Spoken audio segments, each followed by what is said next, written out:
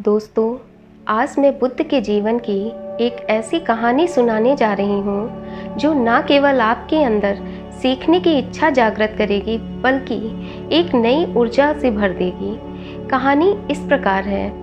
एक बार की बात है, गौतम बुद्ध जी का प्रवचन चल रहा था। एक व्यक्ति हर रोज प्रवचन सुनने आता था।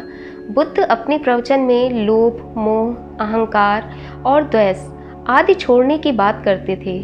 एक दिन वह व्यक्ति गौतम बुद्ध के पास आकर बोला, बुद्ध जी, मैं 1 महीने से आपका प्रवचन रोज सुन रहा हूँ, परंतु मुझ पर उसका कोई असर नहीं हो रहा है।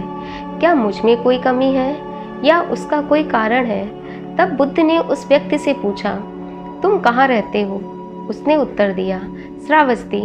बुद्ध ने फिर पूछा, तुम श्रावस्ती अपने गांव कैसे जाते हो? उस व्यक्ति ने उत्तर दिया, कभी बैलगाड़ी से और कभी घोड़े से जाता हूँ। बुद्ध ने फिर उस व्यक्ति से प्रश्न किया, तुम्हें श्रावस्ती पहुँचने में कितना समय लगता है? तब उसने समय का हिसाब लगाकर बताया। बुद्ध ने उस व्यक्ति से पूछा, अब यहाँ बैठे बैठे क्या तुम श्रावस्ती पहुँच सकते हो?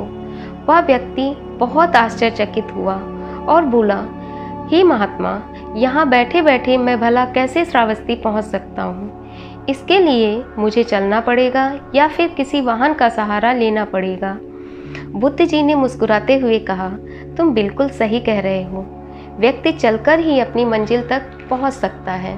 उसी तरह जो अच्छी बातें होती हैं, पहले उन्हें अपने जीवन में उतारना पड़ता है, उसके अनुसार आचरण भी करना होता है।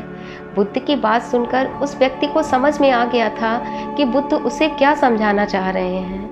उसने हाथ जोड़कर बुद्ध से कहा कि हे महात्मा, मैं अपनी भूल समझ गया हूँ। आपने जो मार्ग बताया उस पर आज से ही चलूँगा।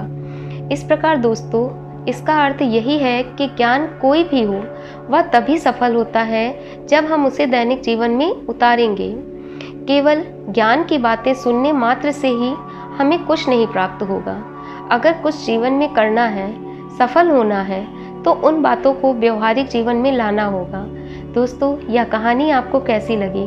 प्लीज़ कमेंट कर मुझे बताएं और मेरे चैनल को सब्सक्राइब करना ना भूलें। Thank you.